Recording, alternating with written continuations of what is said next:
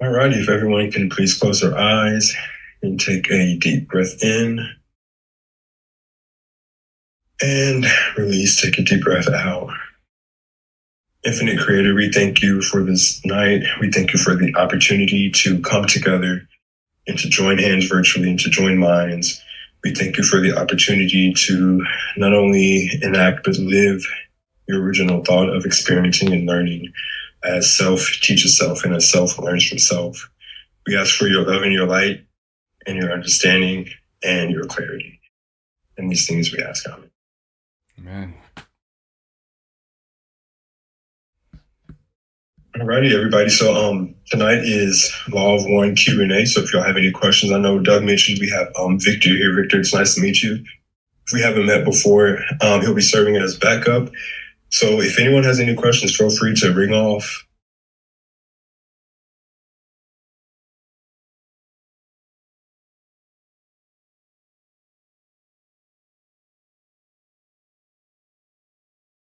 Yeah. Yes, Dan. Dan. Go ahead. Yeah, I have an interest. I follow a lot of channeled works these days, and there's such a message and theme of this acceleration of consciousness, acceleration of light and love on the earth, of change. And I sometimes hear in our meetings talk about fourth density. I think someone mentioned a week or two ago, like children are arriving kind of in with a fourth density orientation on earth and such. And my question would be, what do you all see going on currently that I know as I understand fourth density in the Law of One, I know we're not really there, but as far as precursors or change, do you feel and sense something like this going on a lot in more current channelings with Quo and groups that meet and within the Law of One also? I guess if that's a very clear question, that's what I'd like to understand better. So are you asking more so about the changes that are going on and how they pertain to the harvest and fourth density? Yeah, and this seeming same type of energy and message coming from lots of channelings and things that of groups and that probably wouldn't even know the Law of One or the raw material, but it does seem like this movement is present at some level and happening very, very fast from what I can understand. Okay, I got you. So there are definitely a lot of things going on that pertain to the harvest. So fourth density is the density of love, compassion, and understanding. And so right now, Earth is currently enveloped in fourth density light. It is technically already a fourth density planet. Third density ended in 2012. And so it's currently essentially evolving and maturing into a fourth density planet. At the current time, our societal complex on planet Earth, so us as human beings, we are kind of mixed in our directions, which is kind of causing a lot of friction. And not only that, our long history of bellicose actions and aggressions are also now all coming to light as the Earth has to purge itself of these things since they are not in alignment with fourth density light. And so a lot of the things that are happening on a society base, you see a lot of institutions starting to crumble. You see a lot of people challenging a lot of the old ways of thinking or the old way of societies, things that do not align with love and compassion. In terms of global changes, the Earth is heating up. Some of that is caused by humans, and some of that is caused by the internal heating that the Earth is doing in order to rid itself or purge itself of the heat that has been pushed into it from years of bellicosity and war. In terms of the message and the channeled messages, they're ramping ET contact is ramping up at this time because it is harvest, because you do have a lot of people here that are, most people are unconsciously seeking this information. And so you do have a lot of, there's a great calling going out. So a lot of extraterrestrial sources such as the Confederation are answering these calls, and they are all pretty much like you said, Danny, the message is pretty much the same, and they are all trying to help us usher in the fourth density. Great. Do you have anything else to add? Well, normally we record these. I'm recording it.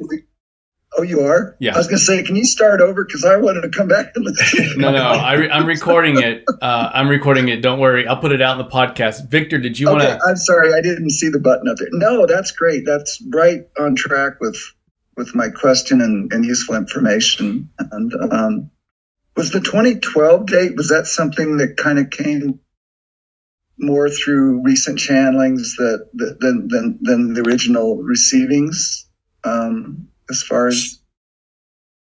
So in terms of the date, so the Mayans received that date, or they knew that a cycle would be ending around that time, and they did have Confederation contact.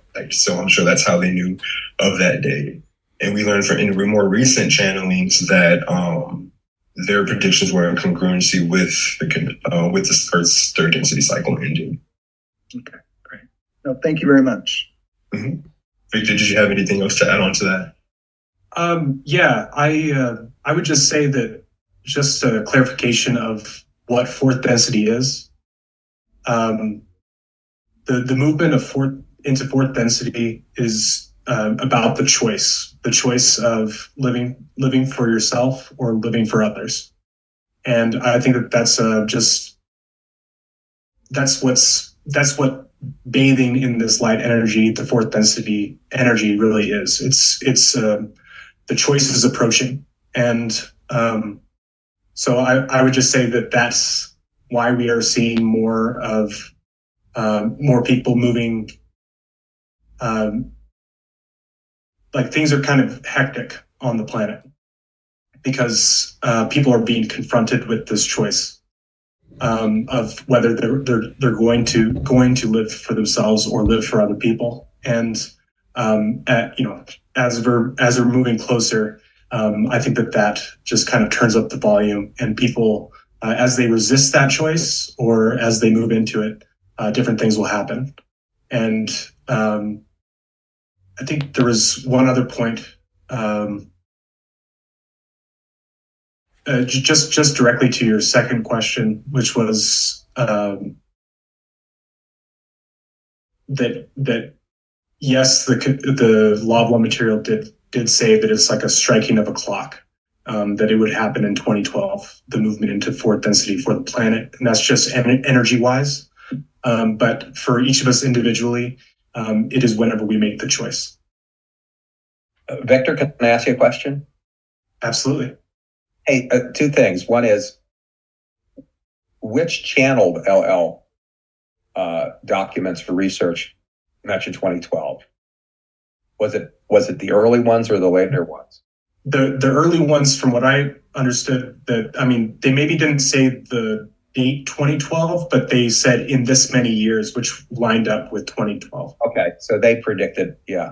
And a lot of different sources were talking about a transformation that was impending. Right. And that's been happening since the late 1800s with seers and other people.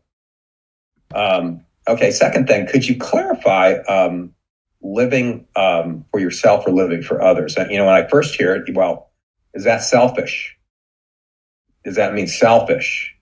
And that's one way to look at it. And then the other way to look at it is living for others means that you're under the influence of pleasing the culture or an authoritarian or something you believe outside of yourself. It's not inside yourself. So there's kind of two ways to look at it. You understand what I'm saying? I don't want to take this over from Marcus here, but I'll address it really quickly, and then maybe Demarcus, if you have something on it.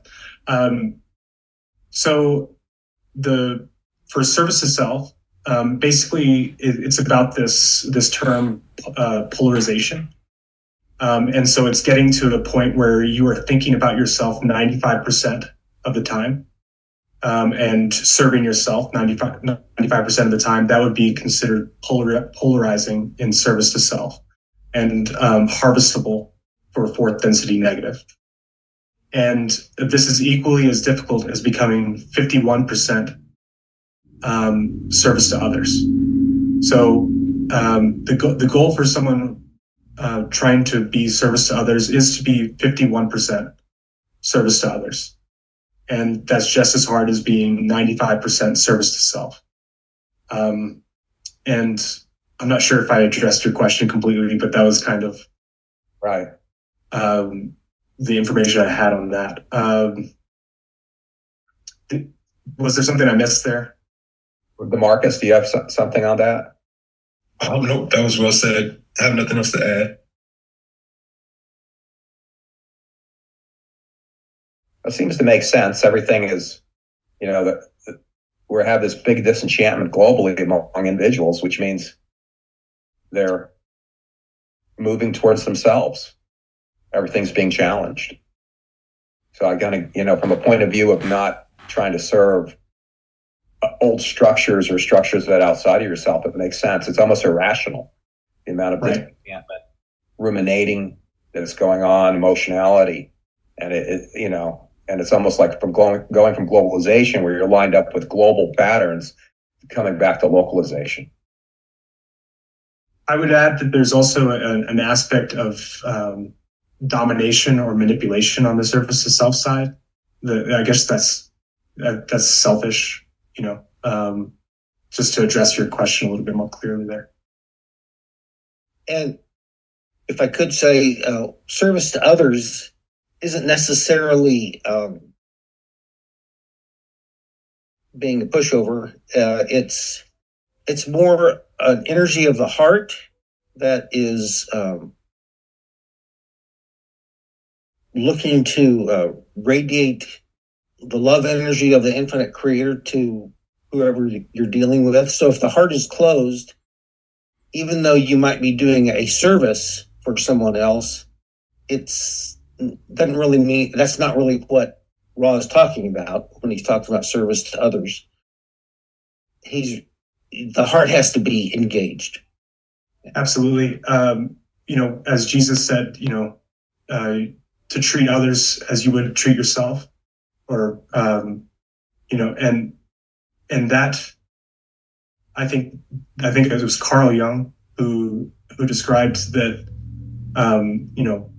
A lot of people take that as just be kind to people, and sometimes that can miss the mark, because kindness can be a shallow a representation of love, and so sometimes you do have to speak to people with through difficult things, and say something that they don't necessarily want to hear. But if you're treating them as you would treat yourself, you may be hard on yourself, or really, you may need to get a kick in the butt, in some way. And so I think that it's not just this fluffy idea of love. True love can kind of be harsh sometimes. I'd like to add a subtlety there on what Victor said. I agree. Jesus, according to Cynthia Bourgeault, when Jesus said, love your neighbor as yourself, it would really be translated in today's English as something like, love your neighbor as the self, because there's only one self here. And so when we're loving our neighbor, it's literally loving ourselves, because we're all these nodal points in this larger reality. But I also think we can set boundaries with others. We can have two people can have the exact same behavior of loving somebody else and including tough love, setting boundaries. And one might polarize more to the positive, and one might actually decrease in their polarization. Because as far as I can see, it depends upon the inner life of the person that is actually doing the loving act. Are they able to, when they're setting boundaries with somebody, to what degree For example, am I able to not demonize and scapegoat the other person? Can I be careful of that? Can I see them as another self that has the full dignity of the infinite creator, even if they can't see that about themselves? Can I see it and hold that dignity even as I'm setting boundaries? Versus setting boundaries, the same behavior, but inside the person to the degree that they're probably not even aware of, they're demonizing the other and scapegoating the other. So these things get really subtle, and it's not really behaviorally apparent. It's something internal that precedes the behavior, as far as I can see.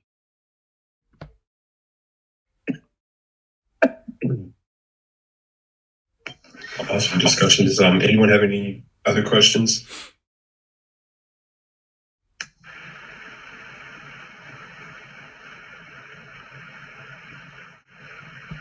Matt, did you have a question? You're off of mute. I guess I have one little thought. Just thinking through a little bit the finding that boundary of loving, and then to loving so much, but then also having wisdom with it. Is it my understanding that moving from third to fourth is mostly focused on loving others, and then moving from fourth to fifth has more wisdom tied into it? Is that right? Yes, that's correct. The third density seeks the open heart of love and compassion, and then those in the fourth density seek the ways of wisdom. So it is interesting to think of, you could just love the heck out of everybody without any, boundaries, so to speak, and still be approaching and moving into fourth density, it seems like. But it's just interesting how that perspective could, move that direction. Right, exactly. I was listening to the meaning of the Gospel of Mary by Cynthia Bourgeault, and there was a part of it that was really interesting. They talked about it's possible that Jesus's growth was so quick because he was in a relationship with Mary. And I'm summarizing that briefly, and I can say that in this context. I probably couldn't say that in other groups I'm around, but it is fundamentally interesting to me to think about how when you're in a relationship with somebody, how it does create much more opportunities to grow, right? Either if you're married or with somebody you are, close with, to challenge yourself to love them and let yourself decrease, and being curious with the other person. Interesting thought I just had. Yeah, we all kind of balance each other out. We're all kind of, the creator's one huge puzzle, and we're all different pieces. We all have our different shapes and grooves, but we all beautifully somehow fit together.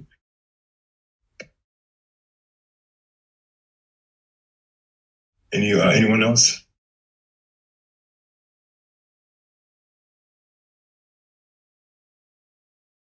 Victor, did you want to add something there? Yeah, I can. Back to what Matt was saying. My mind's a little all over the place, but I think what Matt was saying was this kind of difference between the fourth density and fifth density energies. I contemplated this a lot because I focused on information and wisdom first before I did love. And I recognized that there was a large number of people who are in spiritual communities that they turn to the wisdom first, and they can lash out at people based off of the wisdom. And this was like a big shift for me. I was eventually recognizing that it didn't matter how well you understood some aspect of wisdom.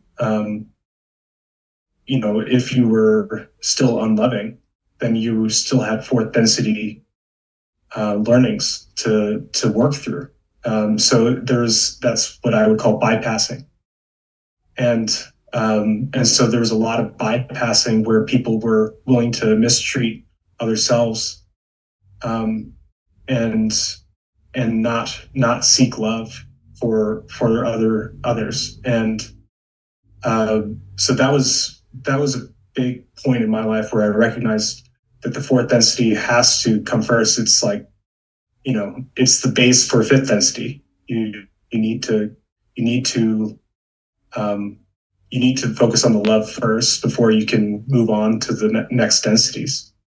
And I think that's the point of, the idea in the law of one of wanderers who have experienced higher levels of consciousness, fifth or sixth density awareness. I think that gives people who believe that they're wanderers some they believe that they should be focusing on those levels of consciousness. And I have strongly moved in the other direction, that even if I am a wanderer, which I don't claim to be, but I would want to focus on fourth density energy and loving others as the main reason that I'm here in this life.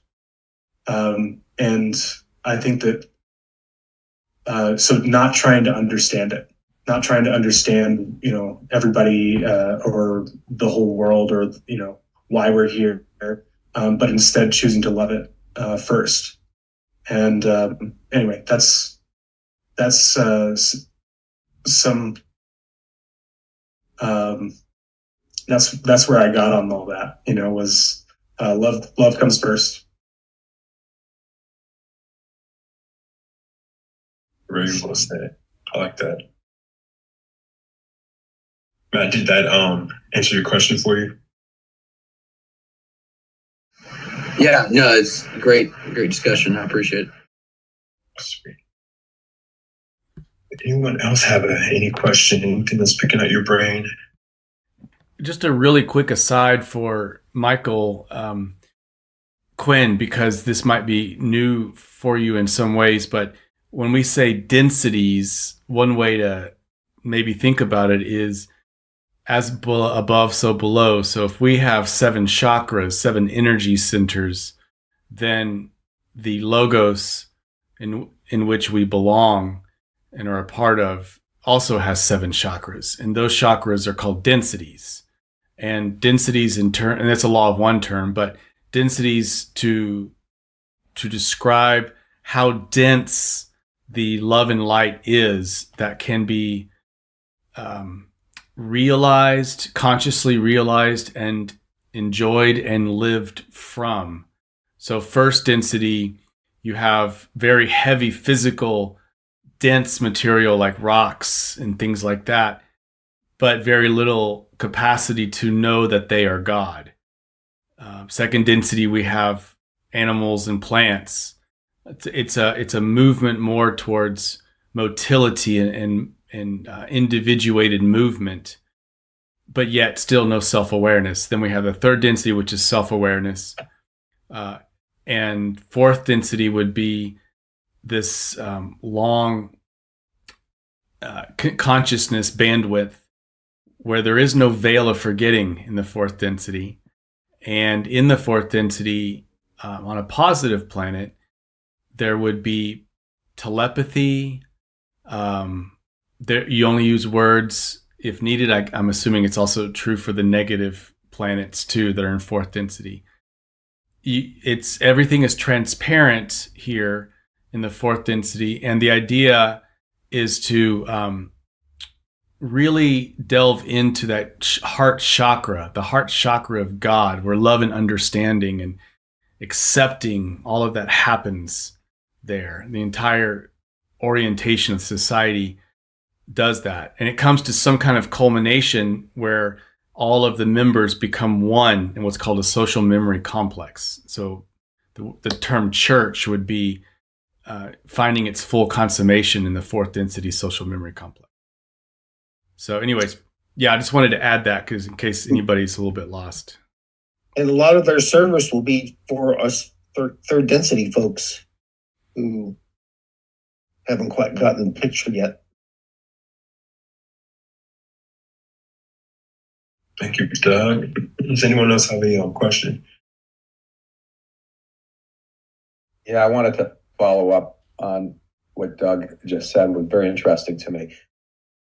It's interesting to hear about the, I guess, the bubble of consciousness we're in as 7 chakras. Is that how you said it? And then we each have 7 chakras. And so we're in a force field, like a nervous system ourselves. Is that what you're saying?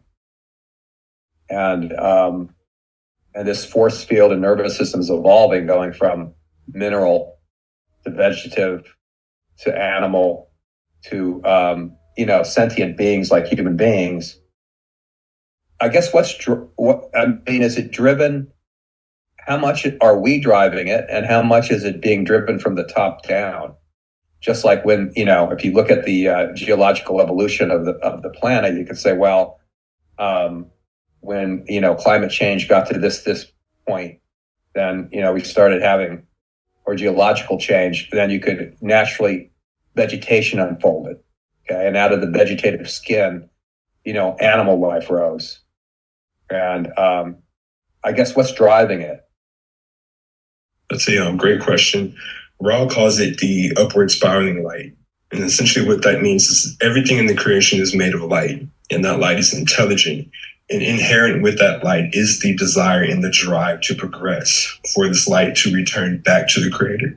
So the creation, the very fabric that the entire universe is made of itself, has the inherent desire to progress and to rejoin with the creator.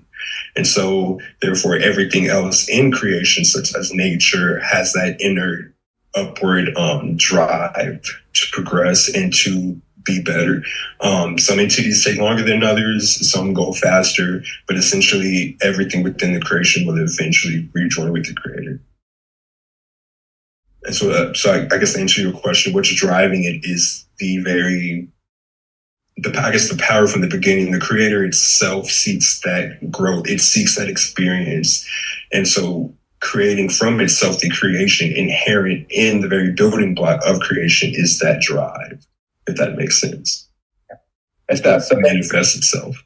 Basically, the environment of the earthen plane is shifting, and it's pushing us along.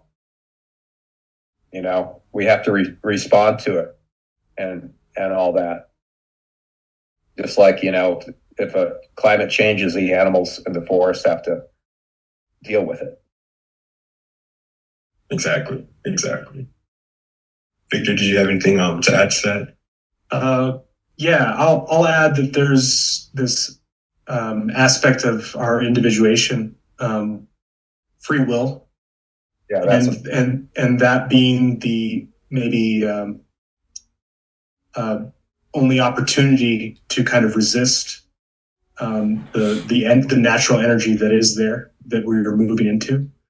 Not that I would choose that, but just that as individuals, we have the choice on whether we make it through this, go through this process. And I think that because that's a primary aspect of this. And so as we were talking about earlier, the fourth density children that are being born, they didn't really have to choose that much, because they're already bathed in this energy. They came into this. And in a way, they've already opened their hearts. And I think that's not every child, but it's more of just that you do see some of these amazing children who seemingly do have open heart chakras already, and are wanting to help the world. And I think that's so. We're just experiencing this point in time where there are people on the planet who are resisting this movement into the air, and that's the only thing counteracting the natural the natural energy there.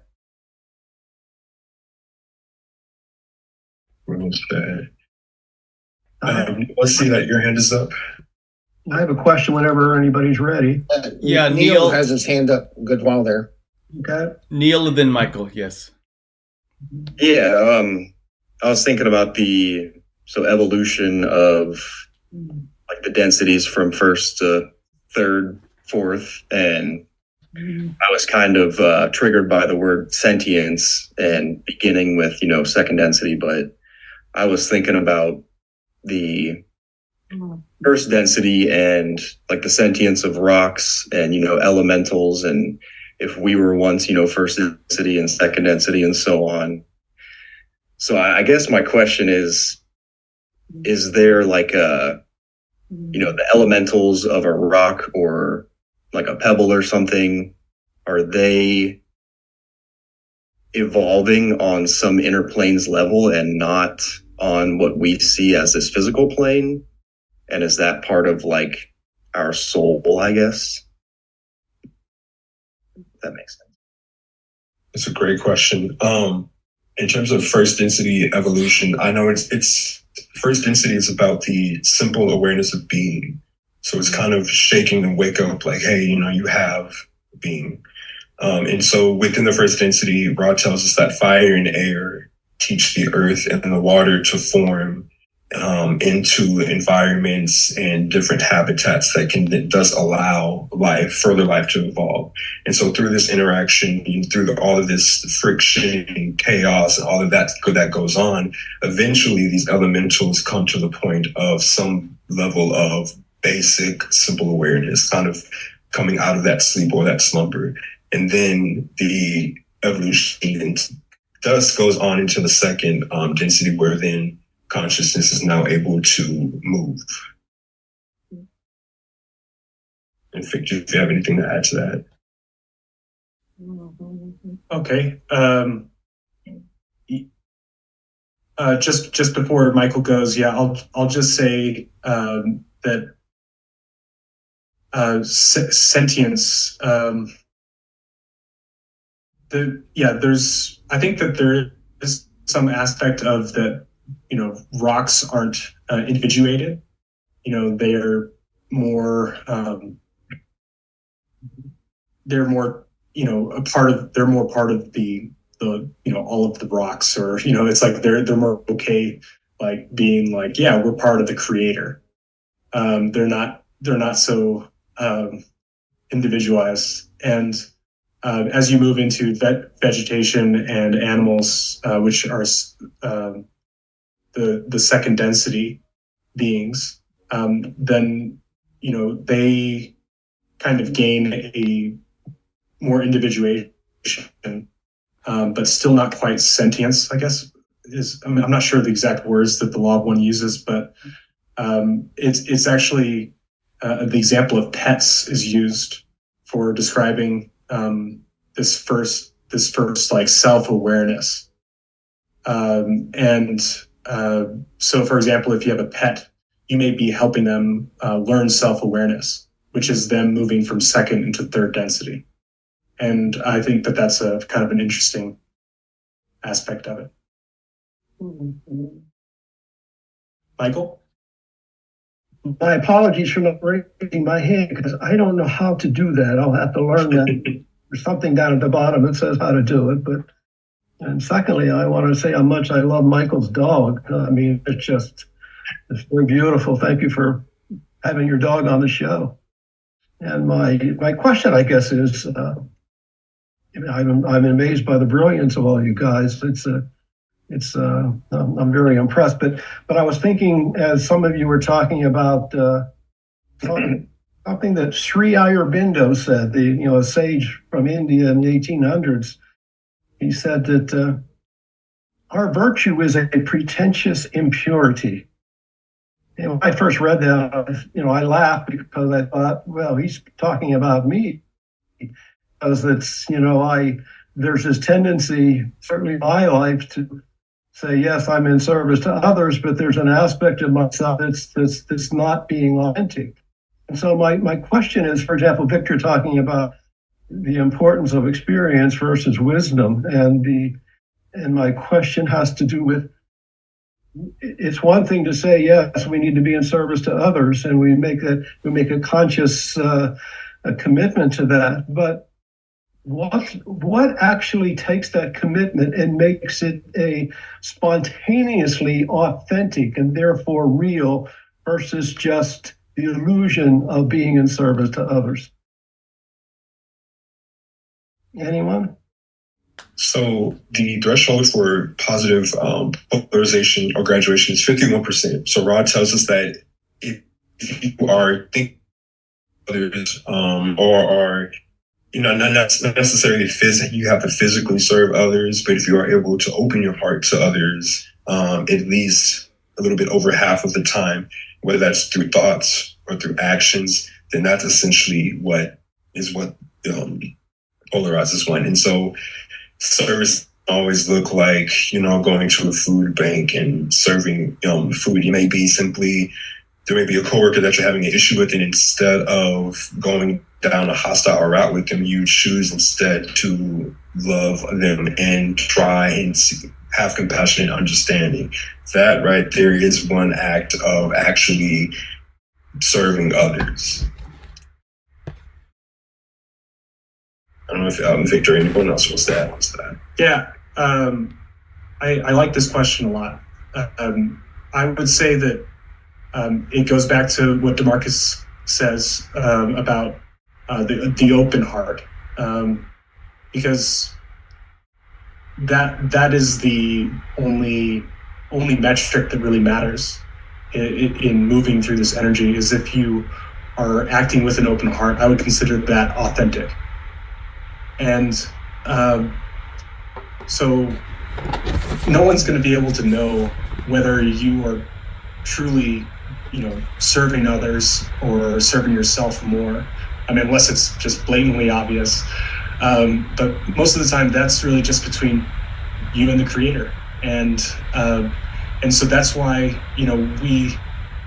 we aren't judging other people for being service to others or service to self or not further along in a certain way. It's this is your experience to decide for yourself if you feel that you're opening your heart enough to other people.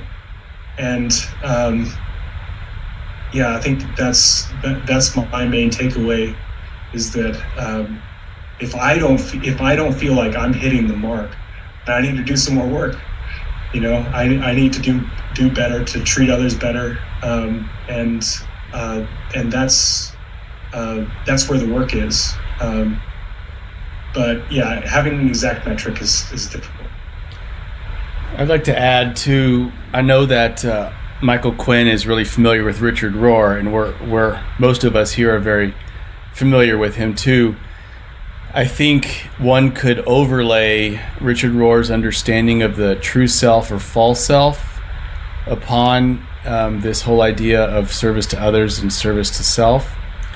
And the way I've come to understand it is service to others would be not necessarily focusing in on the behavior, because our behavior, though looks good from the external, could be coming from our floating self or false self, which is interested in power, prestige, and possessions. But if it's the anchored self or the true self, there's going to be a unitive consciousness there to some degree. And I think the only way, as Richard would say, to get to the true self is through some kind of surrender or vulnerability given to us through great suffering and great love. When we're given great love, mentoring or something like that, or having a moment of awe and wonder, but also great suffering when we're not in control in some ways. And that invites us to feel inside ourselves, to what degree am I resisting what's happening? To what degree do I want to seek power, prestige, and possessions? Even if my acts from that are positive, it's less important than the energy that's given, I think. So the journey to the true self would be the journey to the positive polarity, and it's always a journey to more wholeness.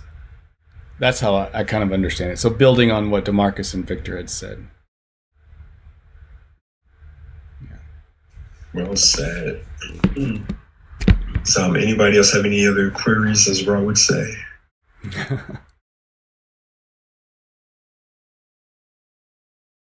I actually have one for you.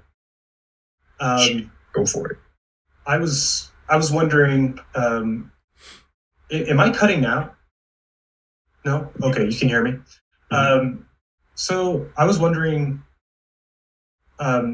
being that we, can't know anything for sure, to presume that, I have the absolute truth, is kind of just, it's not true, or it's ill-informed. But we feel like we might have some of the truth, right? Like I wonder, from the law of one perspective, how do you resolve this paradox of feeling like you understand something, and yet not proclaiming that as absolute truth onto other selves who may have a different perspective. For example, whether you are on one side or the other of the Palestinian and Israeli conflict. Maybe you were born in one or the other cultures, and so how do you navigate this personally, or from the law of one perspective? I would say to come from a place in understanding that everyone has a unique perception, and that this perception is true to them, and then that perception is valuable to the Creator. And so, like you said, no one person or tradition or religion is going to have the entire truth, but each sort of entity or school of thought or person will have a piece of that truth. And so coming into it knowing that they may not have the whole truth, or, what they believe to be the truth may be completely opposite of yours, but somehow within it, on a very deep level, there is a little bit of truth. And to go into it not expecting to get the entire truth from it. Because like you said, none of us can be for sure. This is not the density of understanding. To say that anyone has the absolute truth, like you said, is incorrect. And so what really helps me is the understanding of everyone's perception and how they're experiencing the creation, because everyone is having their own experience and experiencing the creation differently. And like I said, within everyone's distortion of their understandings, there is an ounce of truth within it. And so, it can almost be like kind of picking the pieces together, putting the pieces together. So kind of if I look at my own personal spiritual journey, I was raised Christian, left that, and then started studying Eastern traditions. And then along the way came into the law of one. So kind of taking from each. And, I may not take the dogma from Christianity, but the truth of unity that Jesus Christ taught, and then take a nugget from Buddhism or Hinduism and, kind of put that together, if that answers your question. It does. Thank you. Awesome. I see Peter's hand up. Yes, thanks, Demarcus. And I appreciate your discussion on that. That's a really good question, Victor. I guess when I look at that, I think there's one is what someone's perceiving. And, everyone is sort of has a different perspective based on our backstory and our consciousness and our awareness, and whether we're, I'm sure density 3 and 4 have gradations in them as you move through it. And so I think that's something that came to my mind regarding truth is, what is the intention and regarding a belief system or perspective? Is it about belligerence, resentment, bitterness? Is there insincerity on it? And I think the other thing that came to my mind is that what are we trying to believe is true? I think you have more mundane things like, in your neighborhood or in your house, and, then you can take it up, what happened in the city council, you're able to be there and talk to people, and that you can debate, and there may be truths and non-truths there, depending on the situation. But then I think when we get into the more abstract area of existential philosophy, because in some ways this is existential. We're talking about, our deepest natures and our place in being in the universe. And that's where I think there needs to be a lot more flexibility about what is real or not. As Demarcus, I think, understands, it's the self unfolding to the self by itself. So on one level, it's a very personal thing. But when you get further out, you get into other time-space realities. So that was just, I thought I'd comment on that. Victor, that reminds me of a quote from the Vedas that says, "There is one truth, the sages call it by many names."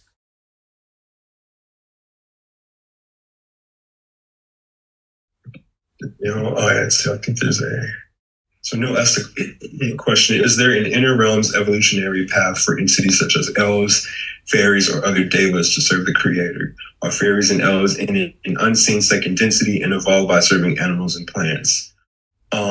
So short answer would be yes. Quo tells us in some of their chantings that, these elementals such as elves, fairies, and devas, they do exist. And they do assist for instance, fairies and gnomes would assist second density entities. And through them providing that love and that guardianship, they destine themselves eventually evolve too as well. But notice something here. It's important. What Demarcus said, I agree. But things are really connected to space-time. So space-time is our embodiment here. And time-space is, you could call it the astral plane. And one thing that I've been playing with, I don't know if I'm right, but I feel like space-time is measured by height, the three dimensions that we think about, and time. And it's upon time, Ross says, that we are, if you will, stuck, that we're limited by the linearity of time. And this is the great gift because it offers us, plus the veil, it offers us the capacity to evolve, to choose open-heartedness and evolve. In space-time, I think there are also three dimensions, but the three dimensions there are actually only related to consciousness levels. So you'll know yourself to whatever degree that you died with. That consciousness level is to the degree that you are living in at that moment. You're not going to be growing in terms of your capacity for, you might get all this kind of revelation, but it doesn't really count in a sense until you reincarnate and then start whatever pre-incarnated plan you might have muddled by the veil. So there's that one dimension of consciousness, to know myself. The second dimension of consciousness is to know other people in that same bandwidth of consciousness. So if you'll read some of the books, like Michael Newton's books and whatnot, is when you die, you kind of go into these certain kinds of bandwidths of consciousness where other people are are sharing similar realities, so that you kind of create, or you embody, it's not really embodiment, but enjoy the flocks of feathers, birds of a feather flock together kind of thing. And then thirdly, it's the bandwidth of consciousness that is horizontal in the rest of the third density. For example, it's not going to be a vertical to where we understand fourth density lessons, fifth density lessons, sixth density lessons, but it's going to be horizontal. And so there's 3 dimensions of consciousness there in time space, plus the limitedness of physicality. So there is no physicality in time space. There's only, because time space physicality doesn't exist. It's the physical body, if you recall what Ross says, is that it's actually brought to the 6th density, the etheric body, and put into kind of stasis so that the consciousness then learns about what just happened in 3rd density in their space-time experience and then starts to plan for the next incarnation. And the reason why I say that is because elves and fairies and such, they seem to exist in a sense in time space, this area of not evolving, but because they work directly with space-time entities such as plants, animals, and whatnot, you almost kind of see that they can grow in consciousness in a vertical way, but it's through their incredible investment, almost quantum entanglement with the space-time realities. So without space-time, they wouldn't be able to grow in their consciousness. It's their investment and then willing full-on interpenetration of energy into the space-time to where they can grow. That's just some thoughts that I have, and I don't know if that makes sense at all, but just throw it out there. In addition to that, there are also angelic presences and other entities who are a part of the creative who have never taken incarnation, but who do like to say evolve service to space-time entities. I just want to say really quickly that something that after going through the law of one, or learning about the law of one, I was raised somewhat Christian, but not. It was actually the Unification Church, the Moonies, was my family, but I wasn't raised in that, but I had some idea of God, Jesus, all these things, but it was kind of just out there. It wasn't really, didn't make sense to me that much, and it wasn't until the law of one that a lot of these kind of out there ideas kind of started to make more sense in context to angels and all of these ethereal beings and even aliens. And it became pretty clear to me that even the law of one is painting a picture of what is going on, and everybody has a different mind that perceives how this reality is and can vibe with certain types of information. And so if the traditional Christianity works for you, and it kind of closes this loop of why am I here, then I think that's enough for somebody. That could be enough for somebody. And for me, I needed a little bit more complex of a story that had some description of 4th, 5th density, and it clicked for me. It made more sense. And but I know that that's not going to work for everybody, and that's okay. I see aliens as potentially very similar to angels in certain contexts. Maybe not all of them, or some of them might be demons or whatever. But it's more of just that this interaction with time, space, and space time. It made sense to me under these conditions, but that may not make sense to you, and that's okay. The more traditional stories make more sense, or another different story completely. So anyway.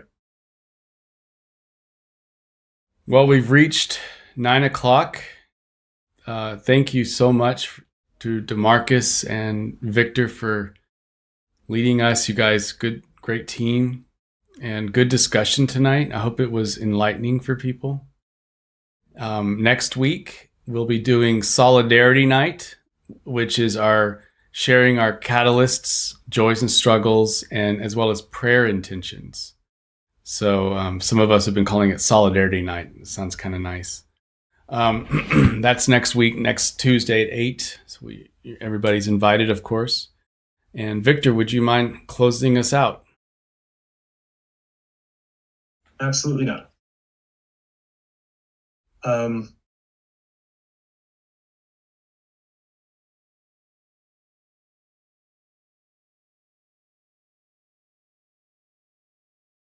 Dear Infinite Creator, thank you for being here with all of us.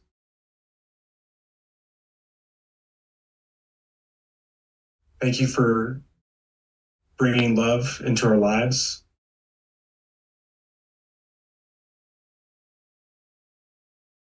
And thank you for giving us this opportunity to live these lives. We are so grateful for you. Amen. Amen, brother. Thanks, everybody. Thanks, everybody. God Thanks, bless. Victor. Thank you, Demarcus. Goodbye.